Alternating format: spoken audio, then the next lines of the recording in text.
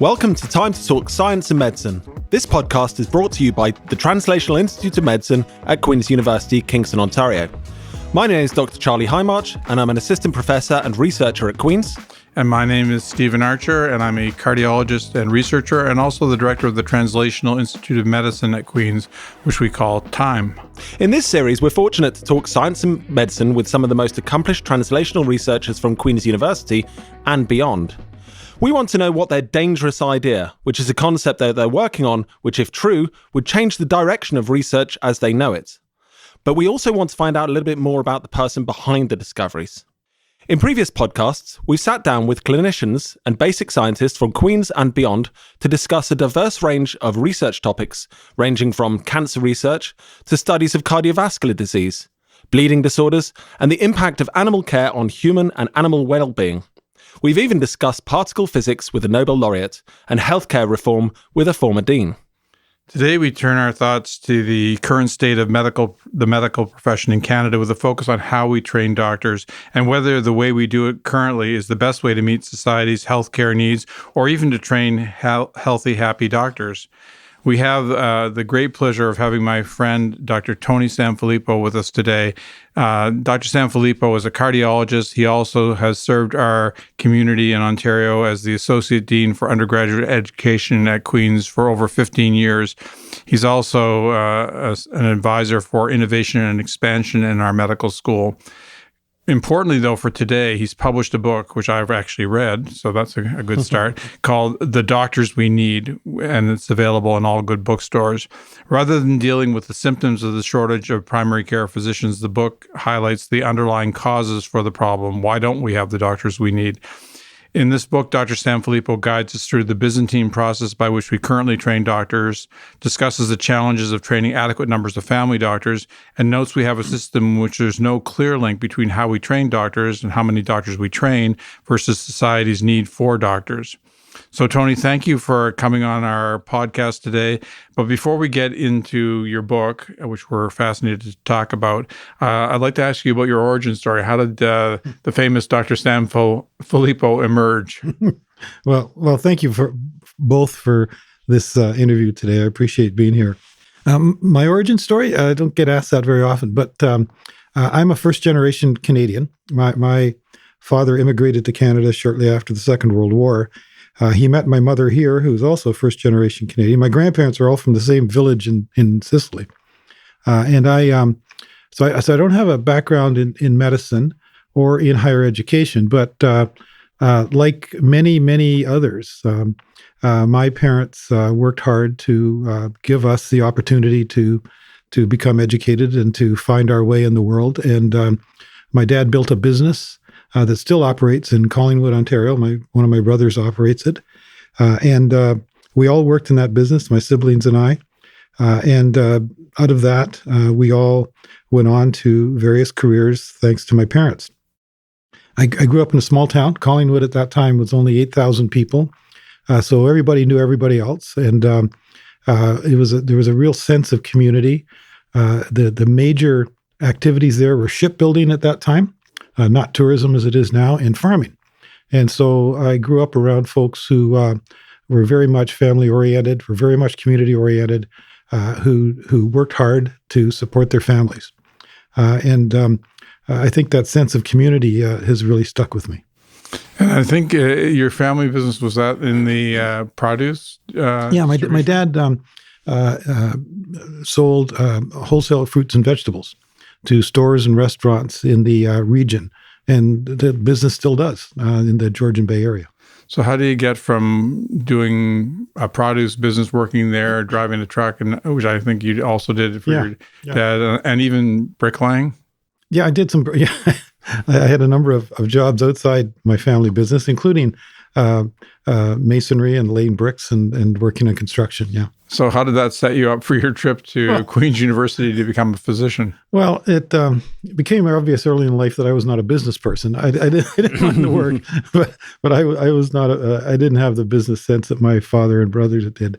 But I did have an interest in medicine, and interesting. I was, as a child, I had a lot of allergies, and those allergies took me to the doctor's office once a week. to get allergy shots and treatments. And in those days, what I did, I just walked into the office and waited my turn. And the nurse who worked there, Martha, who was a lovely, lovely lady, would fit me in between things and give me my shots or whatever. And I got to see how the office worked. And after a while, she let me sit in her office and just wait there, because I had to wait after my injection as well for 20 minutes. So I was there for a long time, and I got to see how the office worked. She was very kind to me. I got to know the doctor. And I just felt like this was an environment where I could do something. So this is the virtue when we have our patients sit and endlessly wait for us. They may actually be auditioning for a career in medicine. There's a virtue to waiting and watching. So you come to Queen's University, and I would imagine you're highly sophisticated coming from a small town. I know I came from Hampton, New Brunswick, and was amazed by the size of Kingston, Ontario, and the heights of the buildings. So were you comfortable coming to Queen's, or was it a big change? My first couple of years were difficult. I mean, I enjoyed the people I was living with, but the university environment and the city, and to me, it was a city. You know, I know to most of our students coming from Toronto, Kingston seems like a small place, but to me, it was a big place. And the academic life in early university, with the large classes I was in, I was not the best environment for me. So I struggled with the academics. I did okay. I got good marks. I passed my courses. I got reasonable marks, but I didn't excel, and I wasn't comfortable. And it wasn't until the classes started getting smaller, and I developed an interest in physiology, and physiology was great because it was small classes and lots of tutors and lots of professors and like-minded students. And it was then that I kind of really got comfortable with the whole learning and science process.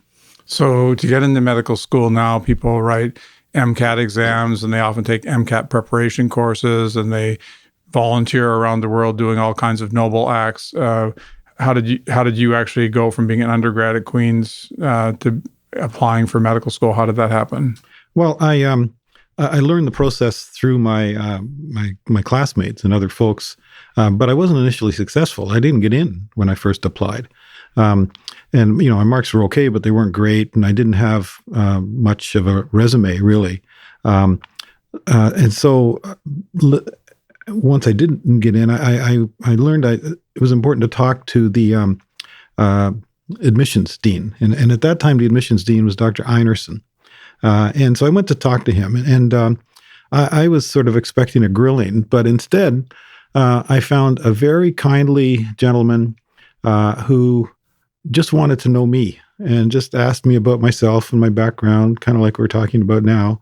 And at the end, he thanked me, and I said, well, do you think I should keep applying? And he said, he didn't answer the question, but what he said was, don't worry, I know you well. And you didn't know, it sounds very ominous. I didn't know whether that was good or bad. I didn't know whether that was good or bad. But I did get on the waiting list the following year and got into medical school. And I think that's largely Dr. Einerson's doing. I think things have changed an awful lot in the admissions process, because I think if any undergraduate students right now who are hoping to go into medical school were to hear this story, they'd probably kind of think that maybe the route has become far more complicated for them to get in. I think recent findings from the US suggest that up to 70 or 80% of physicians in training have at least one parent at home who's also a physician. So obviously that's a stark contrast to your admissions experience. How do you think this plays out for the future of kind of education and admissions of physicians?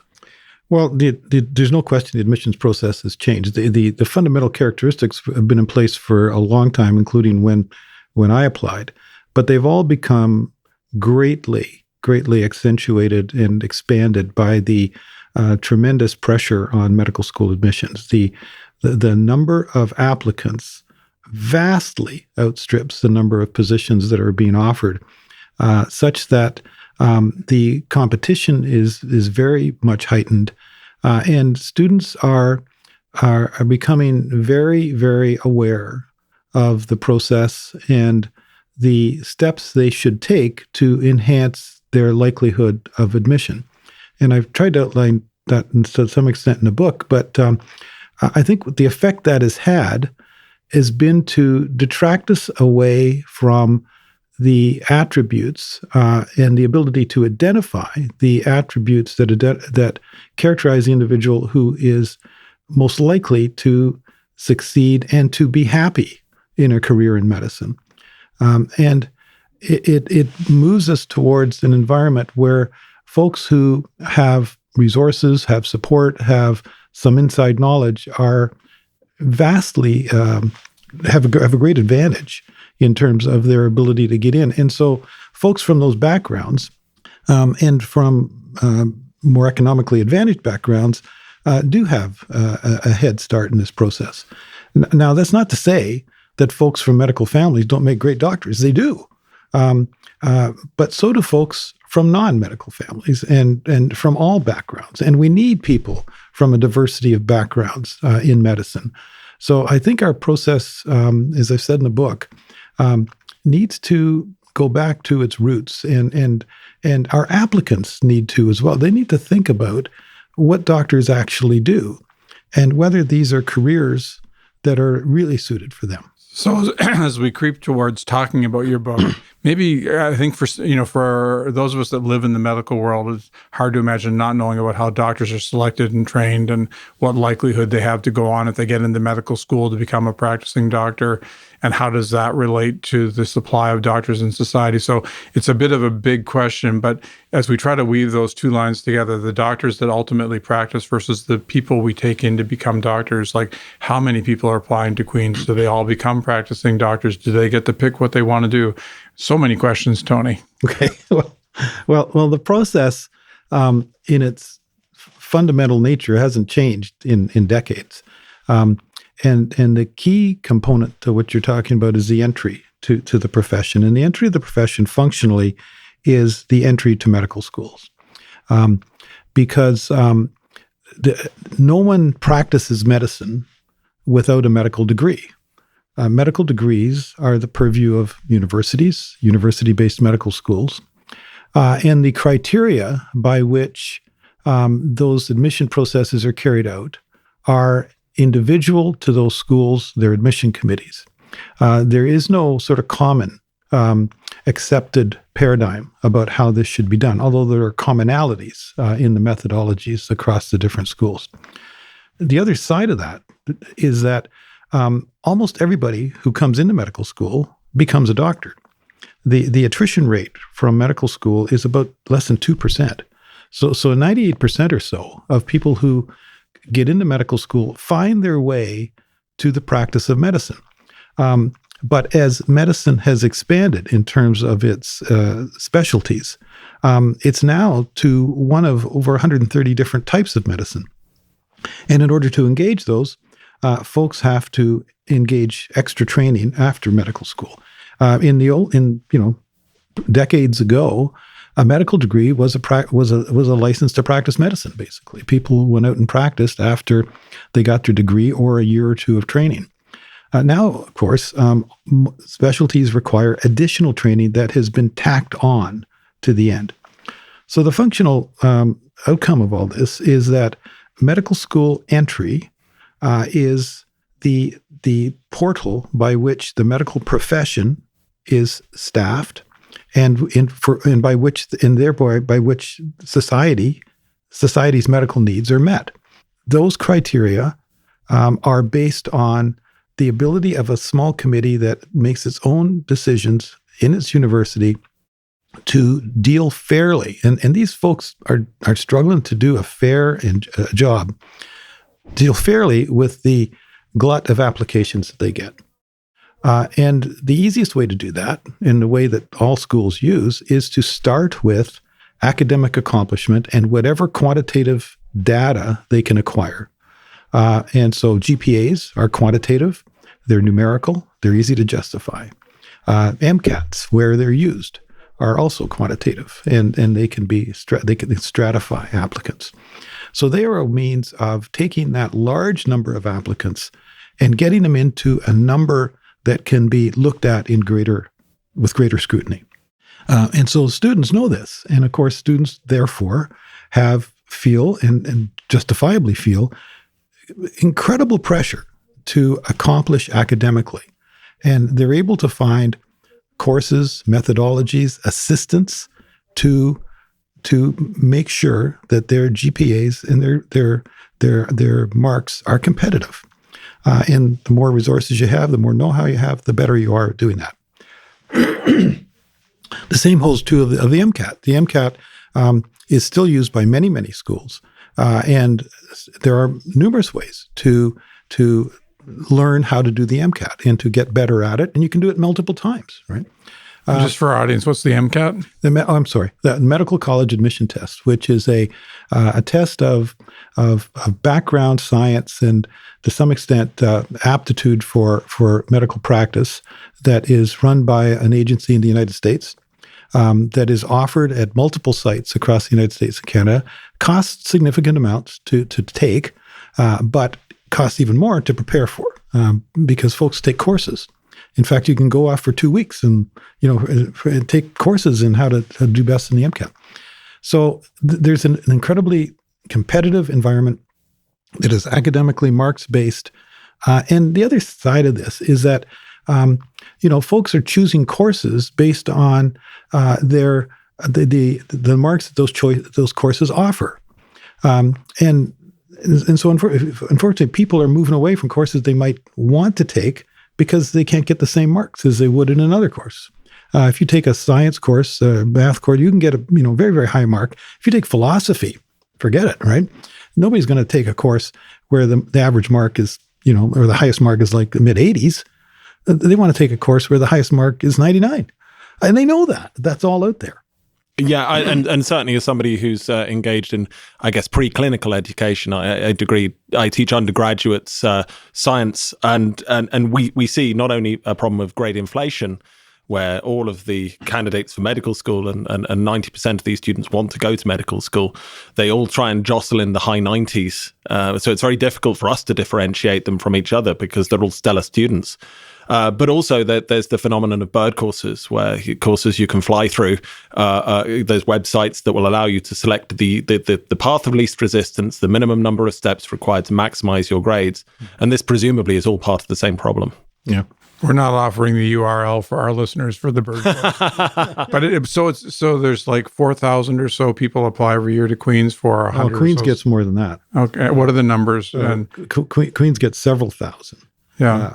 Now, Queen's is one of the more highly applied to schools in the country, but every school gets thousands of applicants. So thousands of people apply. We take in 100 or so. Queen's takes in a little over 100, yeah, but there are about 3,000 offered across Canada. And then 4 years later, out comes 98% of those same people, at least. And then they go on and apply to residencies. And so using your own career as a cardiologist, how many years is it from the time they came to Queen's from Collingwood to the time you're a cardiologist? So the stages are, once you're in medical school is in Canada usually 4 years. There are a couple of 3-year schools, but generally 4 years. At the end of medical school, students are not really qualified to do anything other than enter a residency program. And there are 30 entry-level residencies that students apply for. So these same students that applied and worked so hard to get into medical school very quickly find themselves in another competitive application process for these specialties. And there are 30 of these specialties, 30 or so entry-level specialties that students go in through a particular matching process. One of those is family medicine. Once they're in those entry-level specialties, many of those specialties then subspecialize further. So internal medicine, which Steve and I both came through, and surgery, you come into the general program in pediatrics, and then after 2 or 3 years of the general program, you branch into another secondary residency. Now, what's emerged is that as special skills develop in areas like cardiology and gastroenterology and such, there is further training required. So my particular training, I went through medical school, and then I went into cardiology, and then internal medicine, and then cardiology. And then in cardiology, I developed an interest in what was the field of imaging that was emerging at that time. So I did a 2-year further fellowship in imaging in Boston. So the number of stages, admissions is a stage. I consider admissions a stage of medical education. Undergraduate medical education is stage 2. Stage 3 is primary residency. Stage 4 is secondary residency. And then there's what we call fellowship. And then for everybody, there's a period of practice adjustment. There's a period when you're fully qualified, but and you're able to practice. But there's a period, it's not official, but there's a period of time when people are finding their way in whatever environment they're taking their skills to. So you leave Collingwood, and in about 8 years, you're Dr. Sanfilippo, and then in about 8 more years, you're Dr. Sanfilippo, the cardiologist. But it's interesting, as a hockey player, this 98% graduation rate, which I'm not in principle against, but the reality is we're now expecting this team of hockey players to go out and staff a hockey team with the rules that they pick their own position on the team and none of them can be discharged. So we're trying to assemble. So how do we make sure, if we think about, as your book discusses, the shortage of family physicians, and no one is either forcing or encouraging or hopefully discouraging people from being family doctors versus exologists, how does this hockey team eventually assemble itself, considering that they started off as kids from Collingwood and just picked their own position on the team? Well, that's exactly the dilemma, and I think it's forcing us into two uncomfortable decisions and changes that we have to really engage seriously. And one is that I don't think it's any longer reasonable or practical to expect that we are going to take in folks who got a very vague idea of wanting to become a doctor, but no idea of what kind of doctor they're going to be. On the other hand, it's also unreasonable to expect that they're going to have enough knowledge to pick from the 130 or so specialties that we need, So how to do this? Well, it requires, I think, some graduated decision making. And I think we're at a point where we have to expect that our people coming in are going to have some idea of what kind of doctor they want to be, not in terms of the specific subspecialty, but more generally in terms of whether they want to be family doctors, whether their particular interest is diagnostics and internal medicine, surgery, mental health, pediatrics. Family medicine is a great place to start, if you will, because it is such a need right now. It's such a critical need. And the characteristics of folks who engage generalist care, holistic care, continuing care of their patients differentiates from those who are engaging patients for the purpose of treating a particularly already diagnosed illness. Those are different people, those are different approaches, and all the specialties vary in terms of their involvement in both. None are devoid of both, but it's clear that specialties like family medicine are much more engaged in what I call generalist care, holistic care, continuing care. And those are different fundamental people. They're different interests, they're different strengths, they're different attitudes than folks who are going to deal with much more specific things. The doctor who takes care of a population of people in a small community and takes care of all of them in his or her the group, regardless of what happens to them, regardless of where they are in life, that's a different human being than the person who is interested and who is looking after a highly specific thing, like doing surgery on the eye or doing highly specific cardiac interventions that we're familiar with. We need them both. Right? The book's called The Doctors We Need, but I can tell you, we need all the doctors we have, and we need more as specialties emerge and as new needs emerge. One of the stories in my book was about a gentleman who presents after the age of 90 with a heart valve problem. And today, we're able to offer patients like that practical, safe solutions to that, where 20, 30 years ago, that wasn't the case. And that's wonderful, but that's another job. That's a whole nother specialty. We need people trained doing that.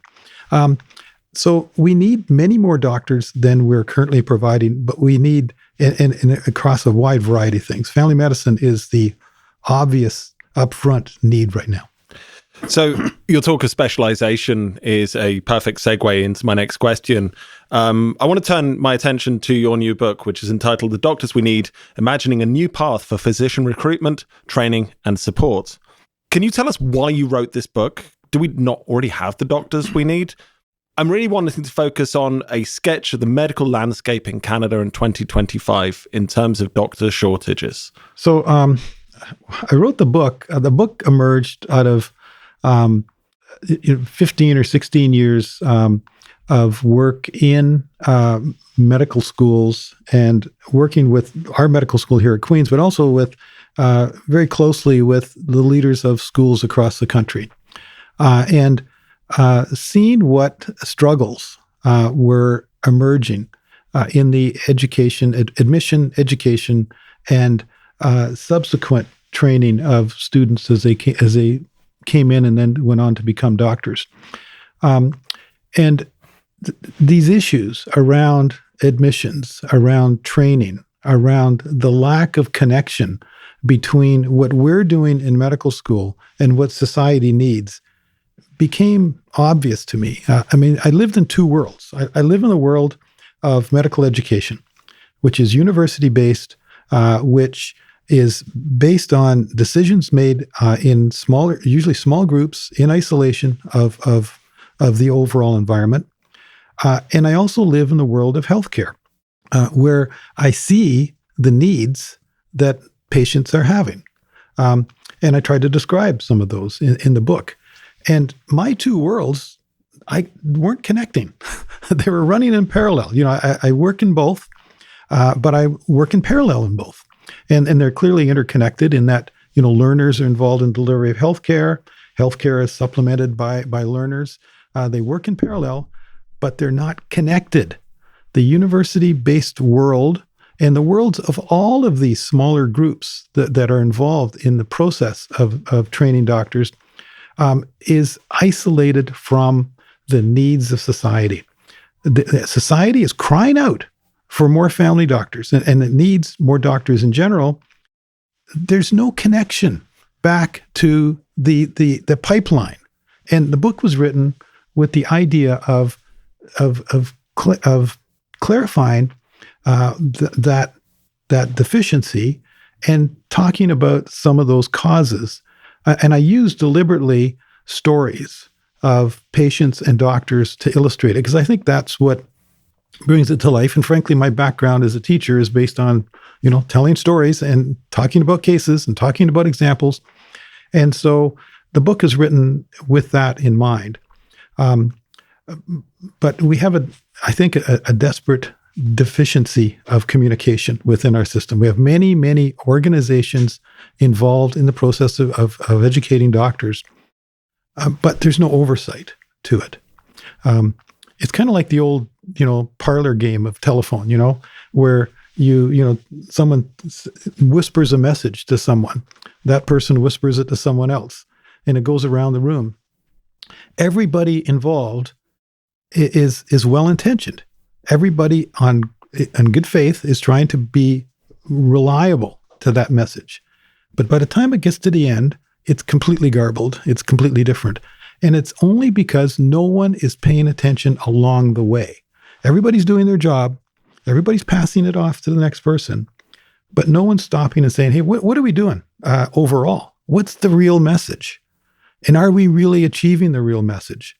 And if we're not, then where do we need to change? I think you make a nice case in the book for, in the business world, supply and demand are intrinsically linked in order to maximize efficiency.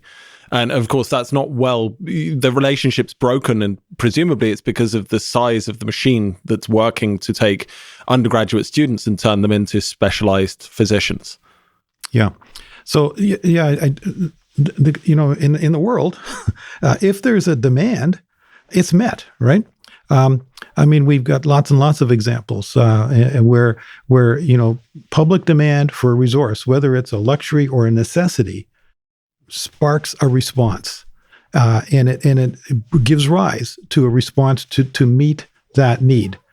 We're not seeing that in this process, and of course, why? Well, there's not an economic link between them, right? There isn't a sense that these two things need to be linked. But we are starting to see a little bit of it in that there are health resources available to people today as a result of this crisis that weren't there a few years ago and are expanding. I guess the lag time that it takes for the product, the student, to go through university is kind of part of the problem, because by the time you get to 8 to 12 years of training, the kind of the feedback that the environment has changed completely in a decade. Yeah, it is for sure. There's just no question that what I'm proposing in this book is not a quick fix, right? It isn't something that's going to fix this tomorrow. There's maybe another book on things that we can do to help fix this tomorrow. But my point is that unless we deal with the structural change, this is going to be a continuing issue, and it's going to be an expanding issue because every year more doctors are retiring, and the population's getting bigger. The health needs, the technologies available, the treatments available are expanding.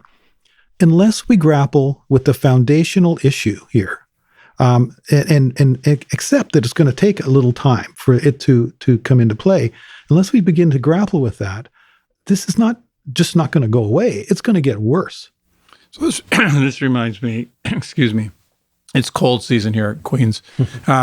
This reminds me of two things. One is the adage to follow the money. And the second is I've seen the enemy and it is us. So on follow the money, we could just train more doctors, but we're not in control of that. That's the provincial government that decides how many medical school slots we have. And in terms of the enemy being us, doctors have become a scarce specialty in Canada. And for some doctors, that suits them fine. And so the part of the issue, I guess, is, should we just have more doctors and accept the fact that not every doctor that's trained in medical school will be guaranteed a job?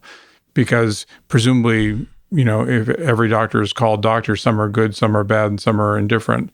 So should we be training more doctors? And is that the problem? Because I think when it comes to hospital beds, a number of nurses, number of doctors, those are all government controlled ultimately. And I think the conventional wisdom, having lived half my life in the States and Canada, was our system was just fine, thank you.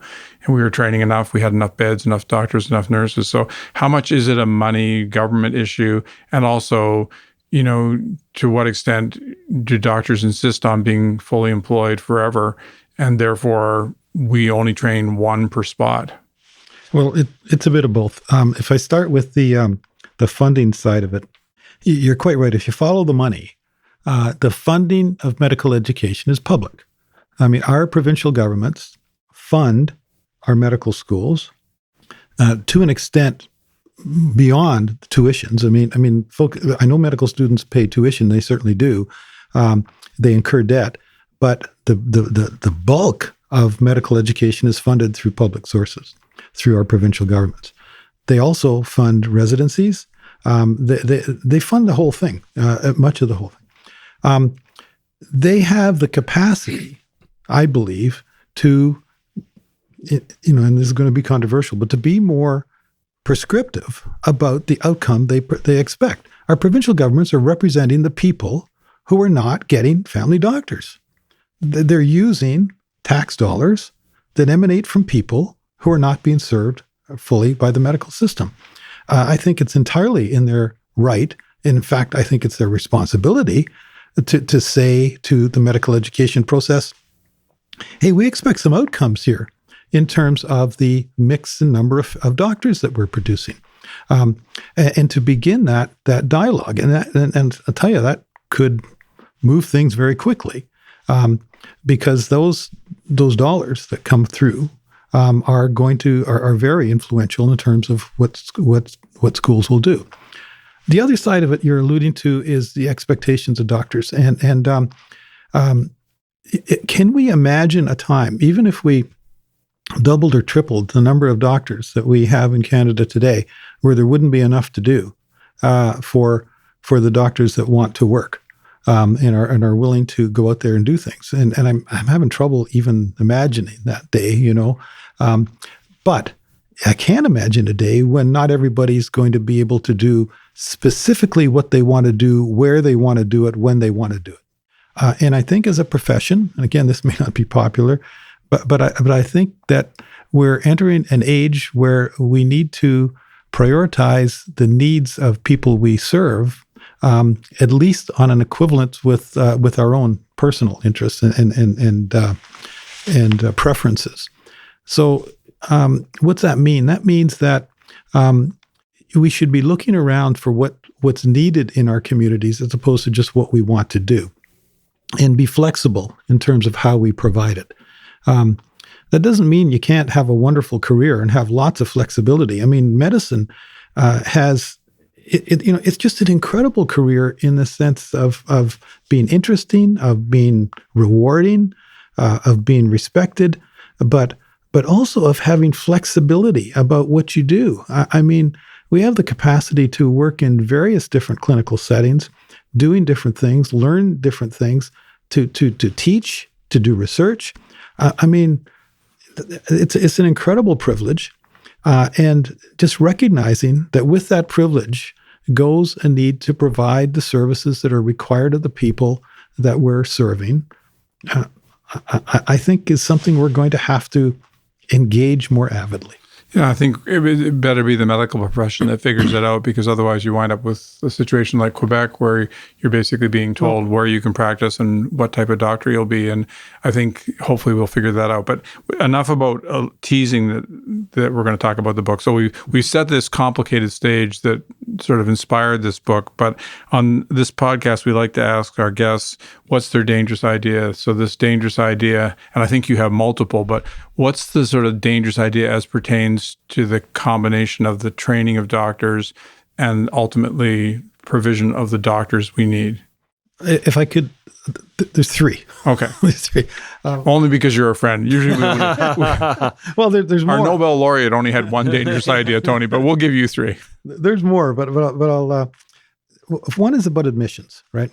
I think we need to rethink how we admit people to medical school, and I think we have to expect our applicants to have a more rounded idea, fully rounded idea of what kind of doctor they want to be, and a more realistic idea about what medicine is. I think we've got to stop, bringing in folks who are just academically very, very accomplished and have a general desire to be doctors, and ask them more specifically, what is it about medicine? What is it about your goals in life that match a career in medicine? I think that there's two components to this. There's wanting to become a doctor because it is a fulfillment of your personal desires, your personal interests. But there's also wanting to be a doctor because it is a way of helping the people around you. And I think we need folks who've got both those things. And when those come together, we've really got something. My second thing is that once you got those people, let's train them to what they want to do. If we've identified people who have a particular desire, interest, aptitude, we believe, to become generalists and family doctors, or to become really great surgeons, or to become really great lab medicine people or mental health people, let's get them into training early on that's specific to that environment. And let's put them in places where they're going to work with folks who are doing it, and in work environments where they can do this. I hear that, well, we don't have enough placements for this. Well, we don't have enough placements because we're trying to put everybody into everything, regardless of whether or not they're ever going to do it. I think if we go back and think about putting people into placements who are actually going to do those things, that dynamic will change. And thirdly, I think we need to really drastically rethink the environment in which particularly family doctors are working. And one of the chapters in my book, I talk about how the office-based environment that family doctors are largely working in doesn't allow them to practice to the full scope of what they're able to do, and puts on them administrative burdens and business issues and paperwork issues that are frankly soul-sucking and detract from their real job.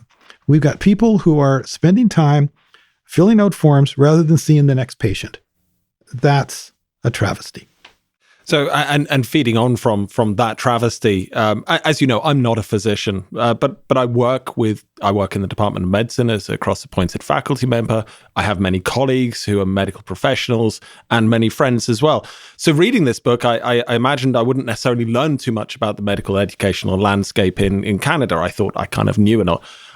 In particular, I was shocked by the funding models in Canadian healthcare and the extra burden that specifically applies and confers onto primary health. My question is, a member of the general public who hasn't got friends and colleagues who are doctors, what do you anticipate will be their biggest surprise when they read this book pertaining to the medical educational landscape? Well, first of all, let me say, Charlie, that you're not alone. And if I have an advantage in terms of writing a book like that, it's because I've been at it a long time, like a very long time. And I've been involved in various aspects of this process along the way. So I've had an opportunity to kind of see it from different perspectives that most folks don't have that opportunity to do. I think folks reading this book, and they're already telling me, that they get insights about why the system is as it is that they didn't have before, and they honestly have some, I think, sympathy for the doctors that are trying to provide care that they didn't have before, and some insights into that. I hope that translates into some efforts on everyone's behalf to advocate for change, because this is not the kind of change that one person or one group is going to be able to make. It's going to have to come up from lots of different levels. And what I hope to do in this book is just raise that awareness, and to allow folks to kind of see that all of us, in whatever capacity we are, whether it's as a admission committee member or a teacher in physiology or a clinical preceptor in a small town who's seen students from time to time, or a patient who's going to their clinic and is asked to, would you mind if a student sees you first? I hope everyone understands that the concept of medical education, we're all involved in it. And if I had a message for patients, I would say you're teachers too.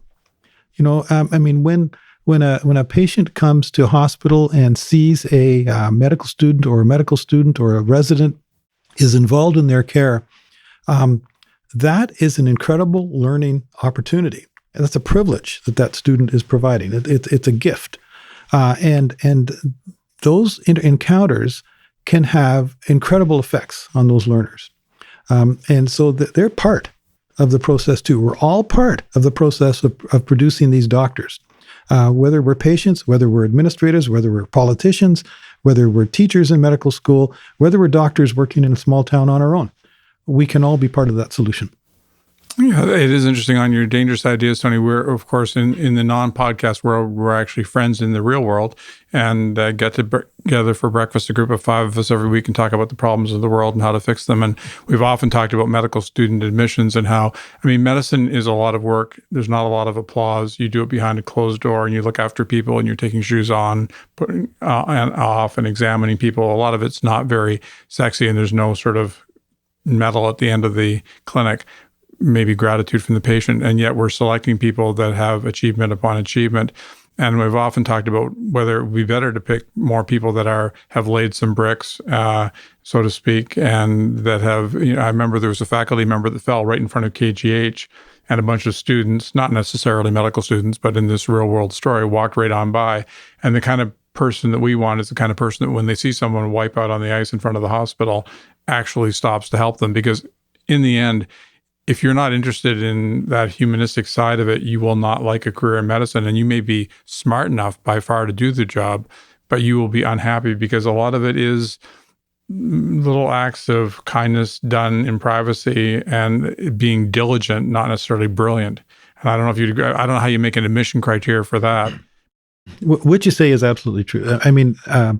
If I look back on my years in medicine, the people I've known like you, and the many, many doctors and students that I've encountered along the way, I'm led to the conclusion that the greatest and most sustaining attribute is the capacity and the willingness to help others. There is a satisfaction, there is a sense of fulfillment that comes from the act of being able to help another individual, and it can be small ways or large ways. But there's something that comes with that is personal, that we receive in much greater quantity than we give, and for people for whom that is the case, and there are many of them, many in medicine and applying to medicine. For those people, then their personal fulfillment in life and the needs of medical society go together hand in hand. They are one and the same. And those people will have sustained, happy careers. They tend not to have issues personally, and frankly, they have trouble retiring. And it's not because of the money. It's not because of the accolades or because they're being recognized as the greatest in the world. It's a personal sense of fulfillment. And our job as medical schools is finding those people, and allowing them to show themselves and come forward from whatever background they come from. And they come from every background. They come from families that are well off, that have got lots of doctors. They come from families that are immigrants. They come from all different cultures, all different backgrounds. How do we find them? I think we go back to Dr. Einerson, and we talk to people personally, and their stories come out. The other thing practically we can do is that if we are providing education that is specific and directed towards a particular career outcome, then we're necessarily going to attract people who want to do that. So if we have this program now in Lakeridge, in Oshawa, which is a family medicine specific program that is now in its second year. Now it is accepting applications and reviewing folks for a program that is 6 years that will result in them being ready to do family medicine. There is no decision in process within that. And so that is going to necessarily attract people who want to do family, because it doesn't go anywhere else. So as we design our processes, we will change the admission dynamic as well. And that's a practical thing, right? With people will select themselves. You won't go into a family medicine program if your interest and your skill and your aptitude is a highly specific specialty area. Some of these reforms you lay out in your book where we would get more doctors in family medicine if we trained them de novo to be family doctors from the get-go, and also if their practice style was such that it was attractive. Because Dr. Philpott, who was our former dean, who was on this show, wrote a book as well. And we talked to her with the shocking fact in her book that only something like 20% or so of people that train in family medicine go on to do full-time family medicine, implying that leak in the bathtub needs to be closed, or we'll never fill the bathtub up with family doctors that we need. So I think there's a lot in the book, but and although I could go on, I'm going to pick your mind more at breakfast. but my last formal question is sort of the bump in the road story, and that is like what. So you've run a medical school, you're a very successful physician, but I'm sure you've encountered some adversity. What bump in the road have you had that might inform others about the practice of medicine? The biggest bump in the road was when I became the associate dean for the medical program at Queen's. And began working with the other associate deans from the other 16 schools at the time across the country. We all entered those jobs with the idea that we wanted to make a difference. We had ideas about medical education. We loved working with students. We wanted to help those students become the best doctors they could be.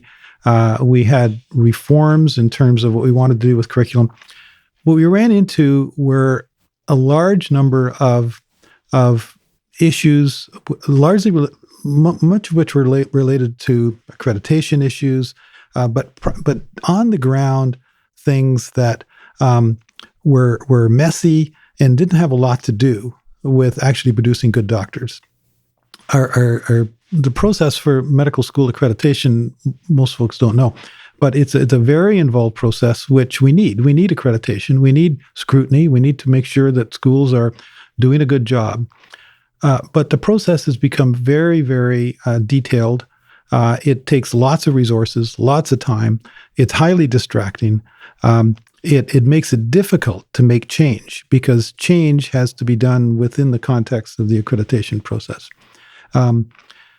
So I think the biggest bump in the road was having to deal with those kind of issues rather than the larger issues that we talked about in the book. And I do have to say, for podcast people that may not be, listeners that may not be familiar with Dr. Sanfilippo, he led this medical school from being on the verge of not being accredited many years ago to being fully accredited, which is an impressive accomplishment. But when Tony enlisted me to help in a minor way in this at one point, I was shocked to see hundreds of criteria, of which dozens applied to what I would think make a good doctor, and many applied to things like lockers and space to store things and indebtedness and all things that are important, but don't necessarily translate directly into whether you have good doctors coming out the other end. So I can imagine the frustrations. And just to clarify one, that we were never not accredited. No. But we had a lot of things we had to deal with. Don't go all Richard Nixon on me. Yeah, no, I know you're not a crook. and I got to tell you that's not unique to me. I mean, all of my colleagues across the country had to deal with accreditation issues, and it is the soul-sucking experience of being a medical education leader. So in our conversations leading up to this podcast, you described something called the 4-tier problem. I was particularly compelled by that. Would you mind articulating that for our audience, please? Well, yeah. So what's emerging as a result of, partly as a result of the family medicine crisis, and partly result of the economic duress that our society is currently experiencing, as evidenced by food bank issues and homelessness and such, is this intersection of availability of family doctors and economic duress, such that we are effectively now living in a 4-tiered world. And what I mean by that is that if you have a family doctor and have economic resources, you have available to you lots of options outside the public system to seek help if you feel, by virtue of the time that it's going to take or just personal preference, you want to get your help sooner or different. So you can now, get diagnostic procedures across the border very quickly. You can fly to European countries to get your hip and cataracts done at some expense, over and above what you get in the public system. And this is not just the fabulously rich that are doing this. This is folks who've got some savings and are choosing to use those savings to prioritize their quality of life rather than other things. Now, if you have a family doctor but don't have that economic ability, you still get good health care, but you don't have those extra options available to you. If you don't have a family doctor but have some economic capacity, then you can now compensate for the lack of a family doctor by purchasing care either through online resources or through clinics that are emerging outside the public system. And recently in Quebec, you probably heard that the doctors, as you mentioned earlier, are being maybe penalized for working in these systems because they're flocking to them. At the bottom of the pile, of course, are the folks who have the double whammy of not having a family doctor and don't have economic resources. Those folks are truly troubled. They can get acute care by going to Emerge, but if they have a non-acute problem or if they have a chronic problem, and certainly the idea of prevention and early diagnosis is way beyond them. So we effectively have this 4-tier system, and it's growing. It's going to grow, and it's not evil. They're providing good care. But it forces us to ask, are we going to let it just grow on its own in any way it will, and let the market forces, as we talked about earlier, which are driving this, continue to drive it, which is one approach and is the default approach? Or are we going to ask the question, look, how can we help? How can we work it together? How can we use these resources that are going into this public-private system and use it to ensure that everybody gets better care? The arguments, of course, are that, it's sucking resources out of the public. The counter argument is that if you have it, you're more likely to retain people and you depressurize the public system. There's pluses and minuses, but the point is we need to argue, we need to look at it. And I think it's time for that discussion to occur. That means looking again at the Canada Health Act. So I brought into the studio the Time to Talk Science and Medicine crystal ball, and I'd like to hand it over to you. And specifically thinking about that fourth tier of a citizen who hasn't got the funds or a primary doctor, what does your crystal ball tell you about how the future of Canadian healthcare is going to remedy these problems? Well, of course, I don't have a crystal ball. Here's what I hope, and here's what I think. I really do think. I think that there are lots of very smart, well-intentioned people in this country who are very much aware of these issues. The fact that we have an accepted public system in Canada for healthcare is a tribute to the fact that the Canadian ethos is to ensure that everybody's taken care of. That's who we are as a country. We believe nobody should be left alone. We should help everybody. That's why we have taxation the way we. That's the way we. That's what differentiates us as a country. I believe we still are that country, and I believe that the interest will emerge politically, and it will emerge from the grassroots to look again intelligently at how we're doing things. The Canada Health Act was last revised in 1984. It needs a refresh. It needs a thoughtful refresh, not to abandon the principles that everyone should be cared for, but to ask the question, how do we do that today with such drastically increased demands on our system and such incredible complexity in our medical care needs? How do we do it today? And we're smart enough to do that. Okay, so thank you very much for answering our questions today. We really enjoyed your book, and we really enjoyed diving into kind of finding out what the problem is and possibly some of the solutions.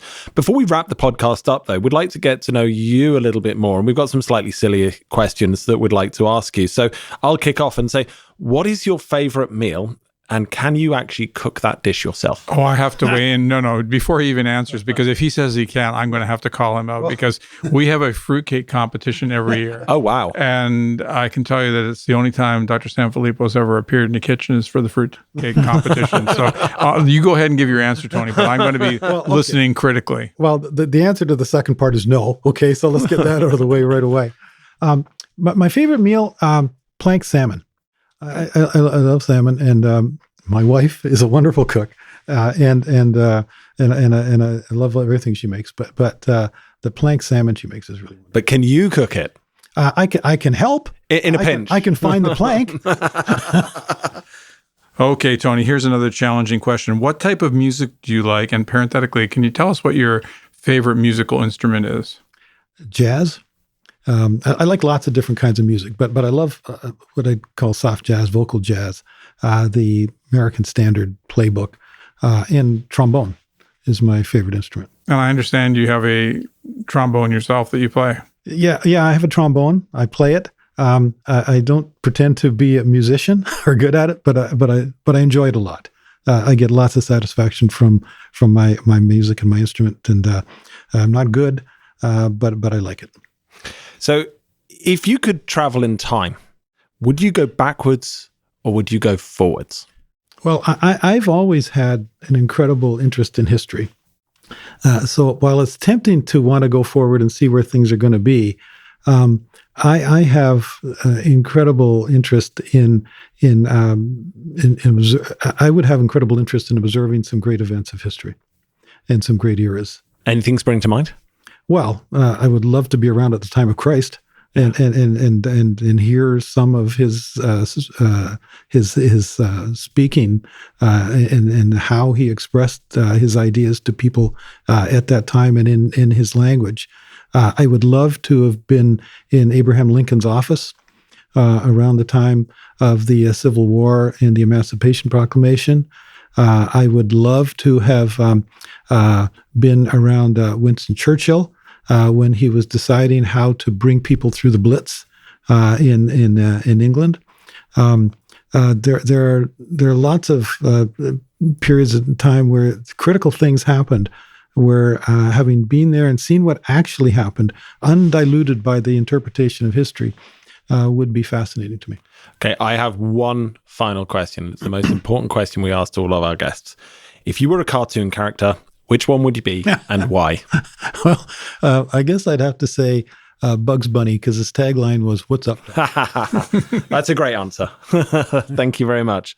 Dr. Sanfilippo, on behalf of Dr. Archer and myself, I'd like to thank you for taking time to talk to our audience today about your book and your thoughts on physician recruitment, training, and support. I think probably one thing that's kind of fallen out of reading your book and having conversations with you is the debt of gratitude that society actually has to physicians. And so, thank you, physicians everywhere, and especially my general practitioner for their service. I'd also like to thank our listeners for taking the time to get to know Dr. Sanfilippo with us. We hope you enjoyed the show. Dr. Sanfilippo's book, The Doctors We Need, is available for purchase at all good bookstores. We've already bought several copies, so you're off to a good start. If you're a student hoping to go into medicine, or if you're already training, this book should be on your reading list this year. If you enjoyed this episode and would like to know more about research at Queen's University or to share this podcast, you can search for Time to Talk Science and Medicine wherever you normally look for podcasts.